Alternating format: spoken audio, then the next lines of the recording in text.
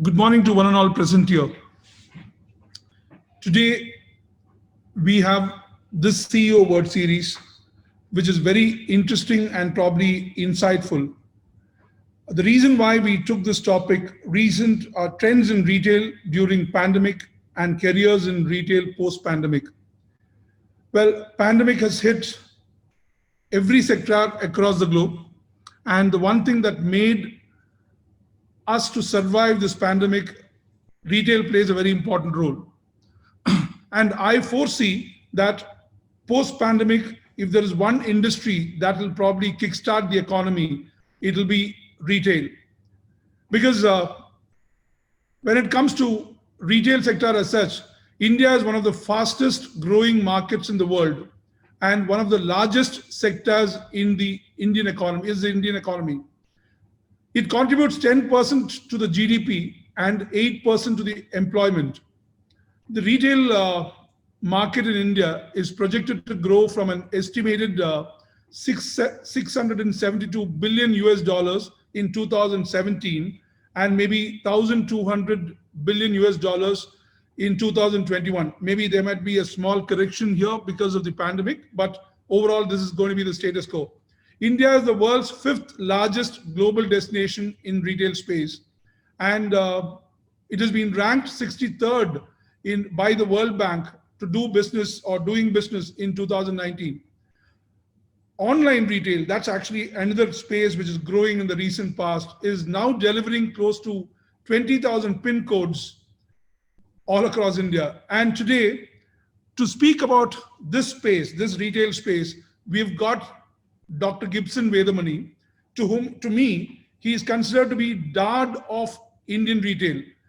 The reason why I say dad of Indian retail is that whatever brands or whatever retail experiences that we have been going through in the recent past is something that he has been instrumental. He has been the thought leader maybe decades ago or other.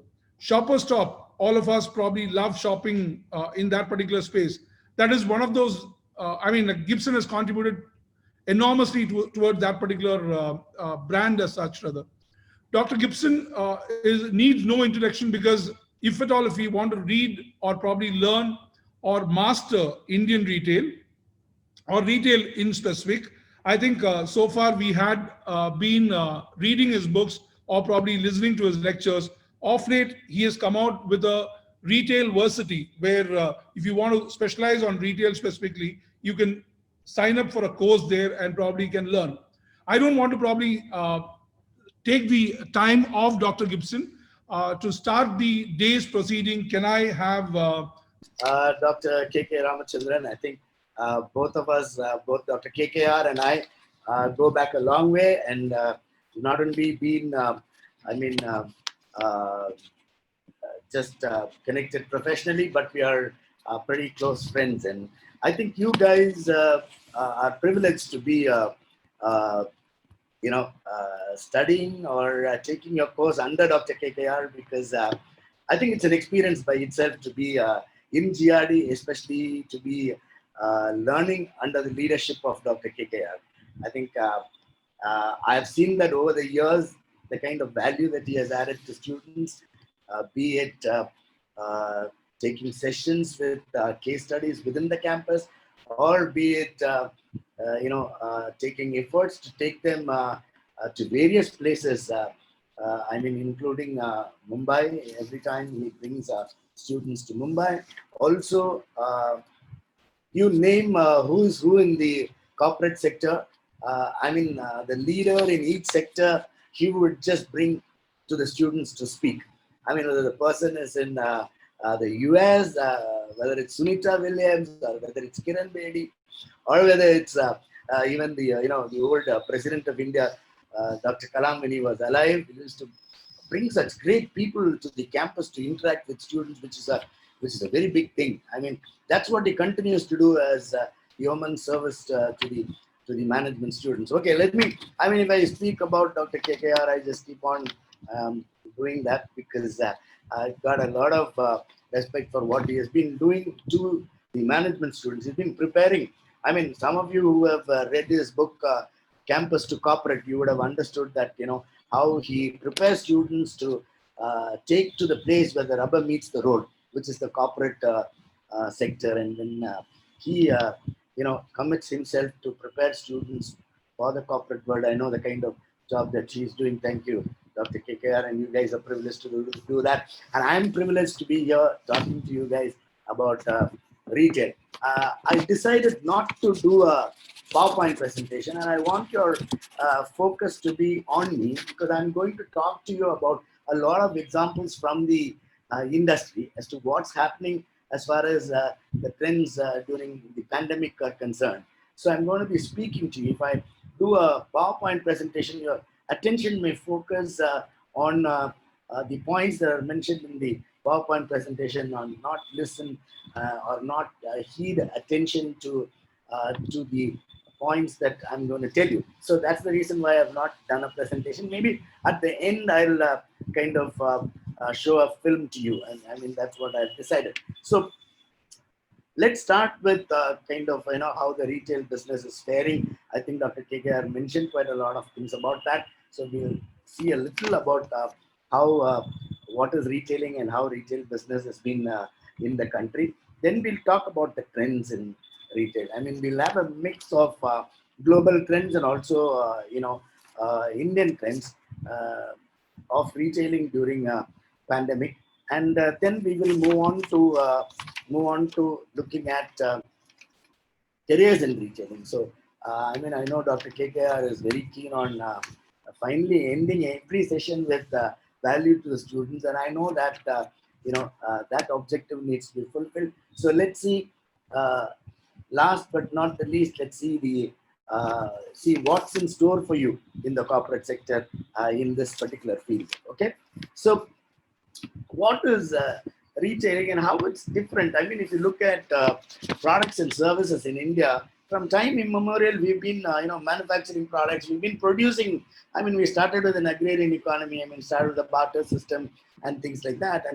And if you look at the products, when we started manufacturing, of course, Free India had a lot of restrictions even on manufacturing, because every company couldn't manufacture just freely, because if it was manufactured, there will not be any demand, and then prices could go down. So there was a limit on manufacturing, and people were manufacturing.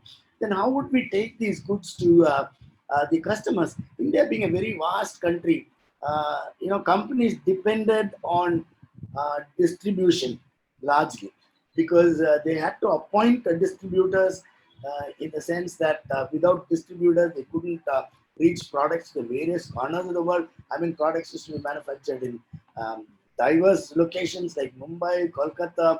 I mean, most of the factories were in West Bengal and Mumbai, and of course Chennai. So all products had to be distributed across the country. So companies resorted to having agents in various states, because they had to have their branches in so many states of the country because of tax structures those days.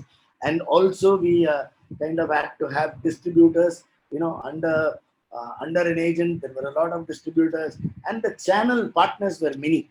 So that's how we could reach products to the customers. And the last mile was retail, and many small retailers were there, and retailers were distributing products, especially in the fast-moving goods sector in FMCG. And then later, only with the liberalization in the 90s, we saw big retailers coming in. Of course, in 1932, Bata India established their own retail outlets. I mean, Indian players like Billy, Bombay Dyeing, and all these people established retail through the franchise route, and that is how they put brand stores in place. Bata India came through a different kind of an arrangement where they manufacture in India and then take the products out from India to various countries as exports. So that's the kind of arrangement that company had, and at that particular time, the law allowed them to set up shop in India. So they opened about 1,200 200 stores. So if you look at the business of retail, I mean, where FMCG, as far as FMCG is concerned, FMCG guys would go out and sell to retailers and then to customers. But if you look at retail per se, as the last mile, it waits for customers to come to their stores. That's the uniqueness of retail. I mean, nobody goes to home until recently until the pandemic came. Of course, nobody thought quite a lot about going to the customer. After all, it's a business of two things. One is it's a business of customers. If customers are not there, retail is not there. That's why we say that to be an entrepreneur, you don't need money at all.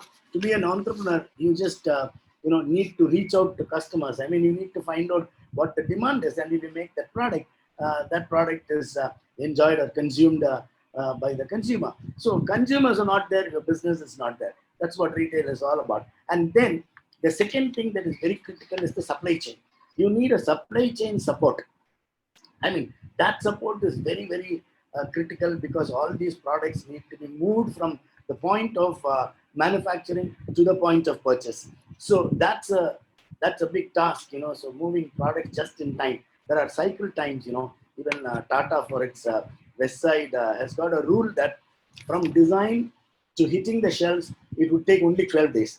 That's the cycle time that they talk about. So that's the cycle time that's maintained currently. The earlier cycle times were quite larger, and hence they took a long time for products to be put on shelves and then move to the customer's hands. So supply chain is very important. So if you look at it, during the pandemic, two things happened. I mean, in the first 2 or 3 months, uh, customers stopped coming to the store because of lockdown. There were no customers at all. So all businesses were closed. So what happens when all businesses are closed? There is a blockage of the supply chain. Supply chain completely stopped, and there was a reverse flow of products started, kind of taking place. How it started taking place is because all the things that were there in the store, as far as food products were concerned, expired. I mean, they crossed their best before date, and they expired, and there were no products that could be used. I mean, most of the products would come with not more than 4 months shelf life. For instance, biscuits come only with about 3 to 4 weeks of shelf life, and maybe the other convenience goods might come with maybe a little longer shelf life, which also would mean not more than 3 months. So all the products expired, kind of. So they had to be completely thrown out. That's what I said, that it just flows out into the garbage as far as food products are concerned. As far as apparel were concerned, they were just stocked and shelved inside the store. So that completely stopped the supply chain. So that is what happened during the pandemic. No customers and no supply chain. All shops were closed. Then we started, slowly opening up. But then your question could be, what happened to the essentials? I mean, essentials, yes, we found it difficult to, bring the supply chain to be put on place, because people were not there.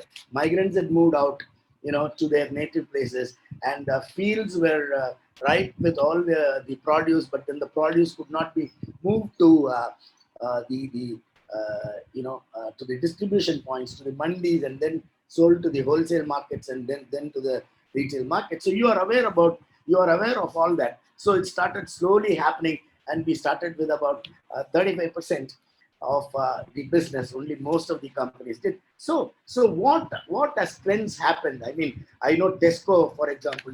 What Tesco did was they quickly kind of strengthened their back end, because Tesco had to supply to customers. They started looking at door delivering to customers. Every shop had its catchment area to door deliver. So they started, making baskets of products. I mean, they studied the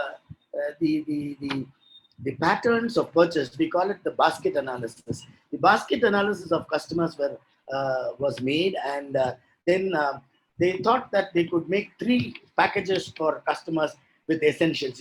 20 items, 40 items, 50 items. Like that, they made packages, and customers would just call up package 1, package 2, package 3, and these guys would just deliver. So they went into analytics a lot to see how purchases have been made, how history of purchases, showed the baskets of products bought by customers, and it helped them, kind of get on track with ready with products for faster supplies to be made to customers. So that's something that Tesco did. Tesco did another thing also. They found that most of their vendors went out of business because their meat suppliers or vegetable suppliers or grocery suppliers were supplying to other other retailers or other wholesalers also. But then all those things came to a halt. So when everything came to a not, Tesco had a deal with them. They said, don't worry about that. You keep supplying whatever that you guys produce. We will see that we'll go to customers and supply. So Tesco in UK completely, kind of took their vendors along with them. So what happened? There is a big networking that happened with their vendors. So what was the consequence? The vendors had a lot of confidence in this retailer. So vendors would never move out of this retailer. So the vendors, became a kind of a, emotionally connected family along with Tesco. In India, what happened? I mean, you are aware that stores like D-Mart and stores like the traditional stores, we kind of go together along with organized retail goes along with traditional retail also. So in places like Tamil Nadu, in places like Maharashtra, all these places we had the small retailers opening, in a phased manner. I mean, they had their social distancing norms in place, so they kind of put all their rules and mandates in place so customers could come and buy. They also even small retailers activated their relationship with customers. The fishwala started, the fish vendor started, sending images of their products, on WhatsApp to customers. The grocery wala for the first time started calling his customers and started gathering telephone numbers of customers and started supplying to customers. That is what they did. DMart quickly started sprucing up their private labels. They didn't depend too much on their on the brands and the national brands, but they resorted to sprucing up their private label supplies, and I mean, their oils and their rice, everything packaged under the DMart name. They supplied to customers. That's the advantage that those guys took. So it's very interesting to see DMart again had a concept called dark stores. What are dark stores? You order online in DMart, and they would take everything to a particular point near your house location. For instance, they would come to, but they have a dark store in a place like Araspuram, and people order in and around Araspuram, GN Mills, and all those places. They'll order and they'll come and pick up their product the next day.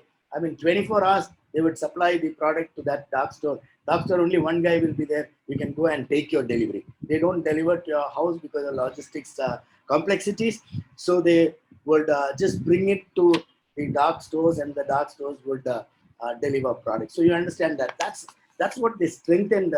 DMart had started off with that luckily at that particular point in time, and they strengthened that during the pandemic. That was one trend. Second trend that we saw as far as Big Basket was concerned was, they were struggling with time slot to the order slots. They didn't have slots for customers, and they regretted. So the CEO himself wrote a note to customers saying that, do not worry. I mean, just another 24 hours, 48 hours, we will be okay. And they put a lot of resources together to set the slots in order. And I think instead of within 24 hours, they started supplying at least within 48 hours. So online movement, we could see, in a great deal in an advanced manner as far as these organizations are concerned. And if you look at Big Bazaar, I mean, it's a very sad story because most of the stores were in malls, and malls were the last to open. Malls started opening only last month. So the company almost went bankrupt, and rest is history. You know that the entire Future Group retail was being bought by Reliance, and there is an arbitration that's kind of initiated by Amazon, because Amazon had a stakeholding through its future coupons, because they'd invested on future coupons, which is also part of the deal according to Amazon. And Amazon was staking a claim to a certain percentage of stake in the new entity formed by Reliance, and that was not happening. So the entire thing went into arbitration, and you must have heard about that. So that's the kind of new trends that we have seen. And if you look at Bata India and Bata Malaysia especially, I was in touch with many of the Bata CEOs across Asia, and we found out that Bata Bangladesh took to tricycles, and they took almost about 400 SKUs on wheels in a tricycle which had a shelf on one side and had a stocking on the other side, and they would stock about 400 SKUs, and about 150 SKUs could be kind of displayed in and around the vehicle, which was a big success. And they gave these tricycles to these budding entrepreneurs, the guys who were kind of without jobs at that particular point in time. So they created a lot of jobs. They had almost about 30,000 guys doing that. And Bata Malaysia resorted to chat shop. They used WhatsApp in a big way. They had a WhatsApp coordinator for customers, and the coordinator would send images to customers in WhatsApp, and orders were placed by WhatsApp, and then evidence of payments were given. The stocks were supplied from the nearest store. So that's the kind of business that Bata resorted to. Even here, they've just started that in a very humble way now. I think most of the activities, both online and offline mobile channels, they've done. Most of these retailers, essential retailers, came out. I mean, people from APMC mandis, the Agricultural Product Marketing Committee mandis, came to societies, came out with their vehicles, with their Tata's Force vehicles and Tata 407s or whatever. They just came and started, displaying their wares and in various places, and that was what we saw. I mean, retailers, instead of sitting in their stores and waiting for customers, they started looking at the importance of customers and consumption at that particular, point in time. So everybody started looking at a kind of a multi-channel concept. I mean, what happens to the traditional guys, the apparel guys? Apparel guys stopped business, but then they also came back to business only through online and multi-channel. And those guys were never looked at online. They were only with marketplace retailers, marketplace online guys, who are marketplace online guys like Flipkart and Amazon, who would list brands and sell from their platforms, and that was what they were doing. So brands were just taken it very easily, in the sense very lightly, that they would just sell only through platforms, only through these marketplace platforms. Now had to kind of look at their own portals, development of their own portal also, because they started marketing their products. And Macy's in the US amazingly came up with a very quick strategy. They called it the Polaris strategy. They're very traditional retailers, just the brick and mortar and nothing else. And they would just be present in various locations. Another important learning that we have had in seeing this particular current trend is that, the location, the property.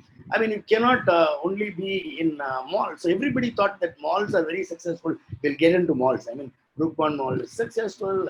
I mean, Fun Mall is successful, or the other Prozone is successful. So we just go in there and then do the business. But that did not work because the malls got closed, and that's the only reason why Big Bazaar, closed. Big Bazaar suffered a big way, because many of the others, like Big Mart, if you see, as a strategy, they're all freestanding stores in either high streets or in destination locations. They have their own properties and they do business out of their own premises. So they could open anytime the lockdown relaxed. They started opening, whereas mall retailers had to depend on the regulations to open up, for malls to open first and then retail would open. Initially, it was hunky-dory, beautiful, because customers were coming in and they just had to bring those customers who were coming to the malls into the stores. They were doing that. But now, if you see, we all know that there is a mix of properties that one needs to take. I mean, you need to have a destination store, you need to have a mall store, you need to have a high street store also. So maybe your format rationalization also took place. That is what happened. And now you need to be in all the formats, because you can't put all your eggs in one basket. That is a big learning for many retailers currently. So the mall mania may come down as a trend, and they maybe, people will be looking for high street retail in a big way. I know that many of the brand stores at least have started looking at opening their stores in high streets. I know Tata Eyewear, for that matter, decided to kind of move out of even large department stores, because they say that it's very expensive to be in large department stores. So they want to be in high streets. They want to have their stores in high streets. I mean, that was yesterday's news as far as Tata Eyewear is concerned. So they've decided that. Macy's as a strategy, as I was telling you, did say that they came up with a conceptualized strategy called the Polaris strategy. So what is Polaris strategy? Polaris strategy, the first point that they came up with after brainstorming is to strengthen customer relationships. They said that customer relationships any day would work. You are online, offline, physical retailer, or a multi-channel retailer, or an omni-channel retailer. All that matters is customer relationship. So I would forge customer relationship in a big way. So that is what the organization said. So we will not forget customer relationship. We will again reinforce our practices that would ensure customer relationships are built stronger. So then the second point that they talked about is we should curate quality fashion. Macy's as a department store, uh, started taking the image for itself that it is an old store, like even Shopper Stop.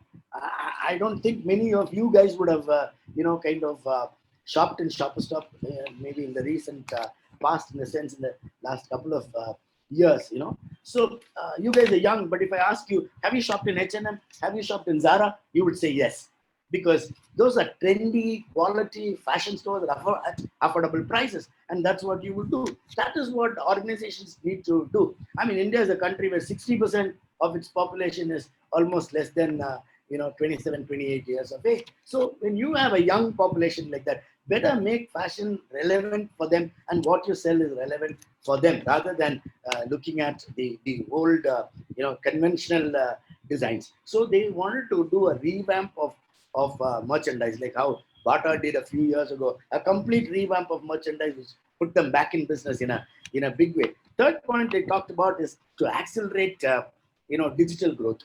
They've not been focusing on digital growth, so they've got strength. They've gotten strengthened. They got their platform strengthened, and now they're doing their digital business to achieve digital growth. So they want to go omni-channel. So then they wanted to optimize their store portfolio also, close those stores that have not been performing, and focus on on online sales. Like JCPenney exactly did that. A couple of years ago, JCPenney closed about 300 to 400 stores, and now they want to close a lot more stores and then come up with online business. They said their total business has not gone down, their total profitability has not gone down, but the thing is that their number of stores has gone down, but their omni-channel presence has gone up. That is the kind of rationalization that they do. So organizations, I mean, whether it's Nike or whether it's Macy's or whether it's Shopper Stop or whether it is DMart or whether it is a Big Basket. Number one, they got closer to the customers. Number two, as a trend, they kind of restructured their formats in a way that it's all convenient for customers to come and shop or go to customers and serve them. So if you look at Walmart, and you know that Walmart took a big stake, 70% stake at about 17 point odd billion dollars in Flipkart, right? Sometime back, and they've always been serious about their online business. I think Walmart's total business is almost more than a 585 billion dollars, and out of that, about 10 billion dollars is already been on. They've achieved 10%. Sorry, 10% of that 585 billion dollars is their online sales, which is a big thing to kind of achieve. So Walmart is being the largest organization physically. I mean, in the brick and mortar format, they are now into online sales as well. I mean, they took the acquisition route. I mean, they acquired Flipkart, and they also strengthened their Walmart.com across the world, especially in the US. They strengthened their Walmart.com business. Look at Amazon. Amazon has been traditionally, kind of an online store, and they went into an offline store. Those of you who have not seen the video, I'll show the video now. Okay, so maybe we'll look at the video. I'll just share the video, and that is what they're creating. I mean, 3-4 years ago they started. Now they've got 27 of those Amazon Go stores. Those of you who have not seen that video, I'll show that. Right, I'll show the video. I've got a presentation, but I didn't want to do that presentation. Okay. 4 years ago, we started to wonder, what would shopping look like if you could walk into a store, grab what you want, and just go? What if we could weave the most advanced machine learning, computer vision, and AI into the very fabric of a store so you never have to wait in line? No lines, no checkouts, no registers. Welcome to Amazon Go. Use the Amazon Go app to enter. Then put away your phone and start shopping. It's really that simple. Take whatever you like. Anything you pick up is automatically added to your virtual cart. If you change your mind about that cupcake, just put it back. Our technology will update your virtual cart automatically. So how does it work? We used computer vision, deep learning algorithms, and sensor fusion, much like you'd find in self-driving cars. We call it Just Walk Out technology. Once you've got everything you want, you can just go. When you leave, our Just Walk Out technology adds up your virtual cart and charges your Amazon account. Your receipt is sent straight to the app, and you can keep going. Amazon Go. No lines, no checkout. No, seriously.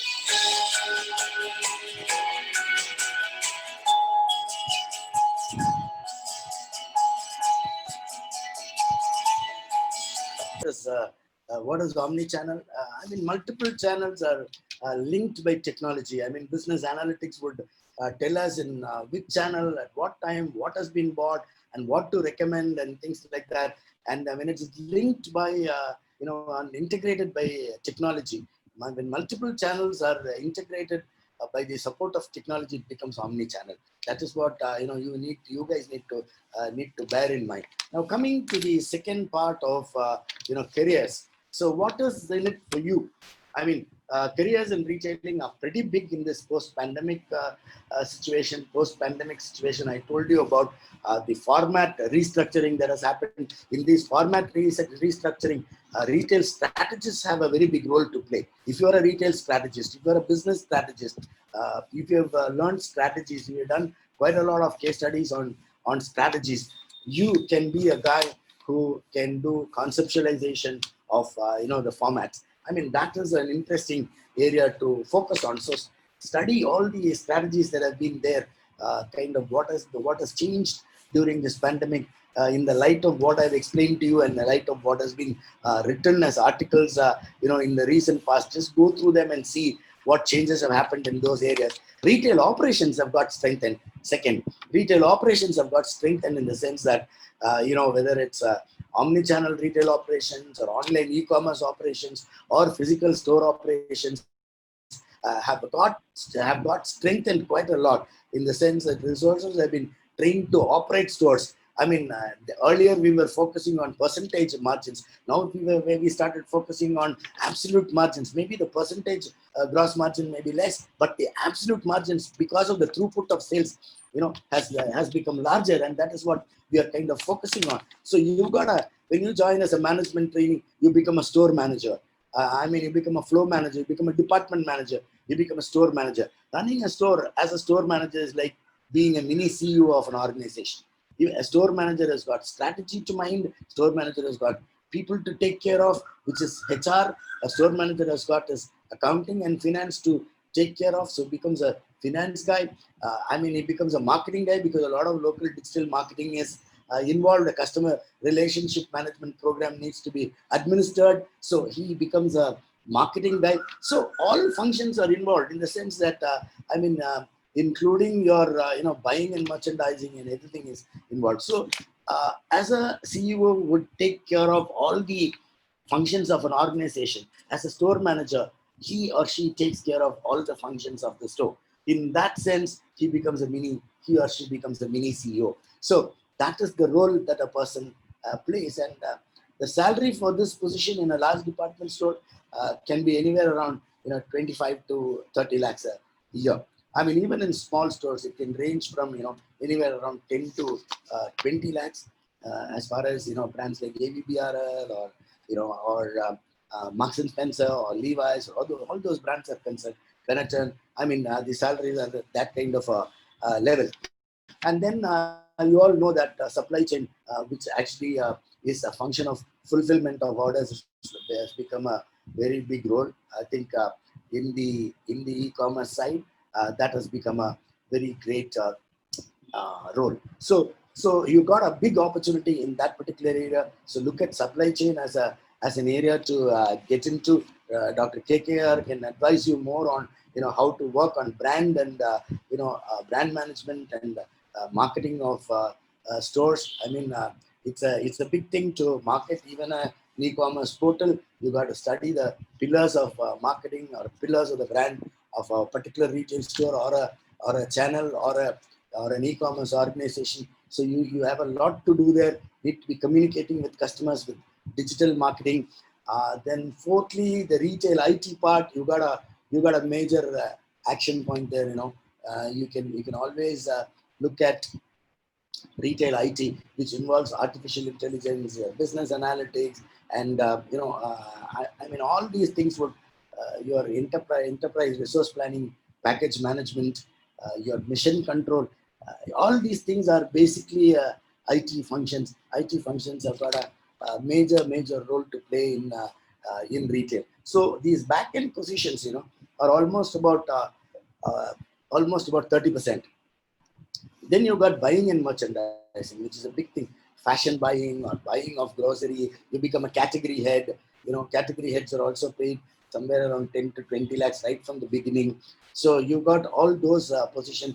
Buying, a buyer needs to manage the vendors. So a buyer needs to have negotiation skills and things like that. So I can go on telling you about the role and about the capabilities you need to build in yourself. You need to build those capabilities. Learn as many case studies as possible, not only in retail, but also in many sectors, whatever sector that you are interested in. Learn about all those things and try to focus on the function that you are specializing in. And find out the success factors of those functions. There are only 5 or 6 success factors for every function. Some places you need to become analytical, and there are support functions like HR, finance, marketing, and branding, and things like that. I mean, those are the areas where you can kind of focus on on this sector. So these are the functional areas where you've got a lot of opportunities to get into. What you need to do is to build your capability. That's what I said. Build your capability. How do you build your capability? Look at your conceptual abilities. Am I able to conceptualize something? Am I able to strategize something? Am I able to identify and see the success factors of the strategies organizations have kind of adopted? Or is this strategy right? Put up your questions, poke holes in things that organizations have done. See whether you can add to what organizations have done or something that you can do better than those organizations. I'm not joking. You can do that. One of my teachers always used to say that you need to add to the text. Don't just go by Philip Kotler. Add to the text. I mean, I always have seen that as something that students need to do. I mean, look at something where the author has missed something, or author has not covered something inadequate in an adequate measure, or I mean, this needs to be approached in a different manner. Some organizations have approached this in a different manner, so I can approach this in a different manner. That is conceptual capability. Second is your analytical capability. What is your analytical? Am I able to analyze things, or am I just responding with answers to questions? I need to analyze and see how this could be done better. I mean, you should look at dissecting things and analyzing things to the deep and find out the root cause of problems and find solutions. When you come up with solutions in organizations, you have to go to the root cause of problems. Never be a yes man to your managers and bosses. If you are an yes man to your managers and bosses, they will be very kind to you, and you will again be a normal person. You'll never be the one guy out of the 100 guys that are there in an organization. You have to be that one guy. You have to be analytical and question things and come up with your original thoughts. Third is the operational capability. Never shy away from walking the market, talking to customers, operationally taking up things. Do your project management in place and look at timelines and achieve things. Just go roll up your sleeves and achieve things. That is your operational capability. Include all these capabilities. Never be just an observer in the marketplace. If you are an observer, you are gone. I mean, you need to work towards that. You need to bring, have a strategic approach. You need to have an analytical approach. You need to have an operational capability. And I've always listened to the story of Charles Blondin. In the 1850s, he used to walk the tightrope that's between. He used to set up he's a tightrope walker, professional tightrope walker. He used to set up the tightrope between the American end of the Niagara Falls to the Canadian end of the Niagara Falls. And people used to gather, in large crowds when he used to do the tightrope walking. And when he did the tightrope walking, everybody used to shout in amazement, "Hey, Blondin, you've been doing a fantastic job." And on one occasion, he said, "Do you all believe that I can walk the other side of the rope with pushing a wheelbarrow?" So everybody said yes. So he pushed an empty wheelbarrow to the other side and came back to the American side. And then everybody shouted and said that, fantastic job. Charles Blondin, you did a fantastic job of pushing the wheelbarrow to and fro and come back to the side successfully. Now Blondin asks, that's a nice feat. And everybody said, oh, I and all, oh, ho and all. And now, do you all believe that I can push this wheelbarrow to that side again and come back to the side with somebody sitting on the wheelbarrow? So everybody said yes. I mean, Charles Blondin, you can do that. Let's watch you do that. And he said, who is going to sit in the wheelbarrow? And there was a perfect silence because no one was willing to sit in the wheelbarrow. The story goes that his own daughter sat on the wheelbarrow. He pushed it successfully to the other side and brought it back amidst a lot of appreciation and accolades. And the story shows that we are not ready to sit. That we're not ready to make those moves. When we have to. That is what you as students of GRD. I've seen many of you guys doing that. And don't forget, there are deterrents like your phone is a big deterrent. Currently.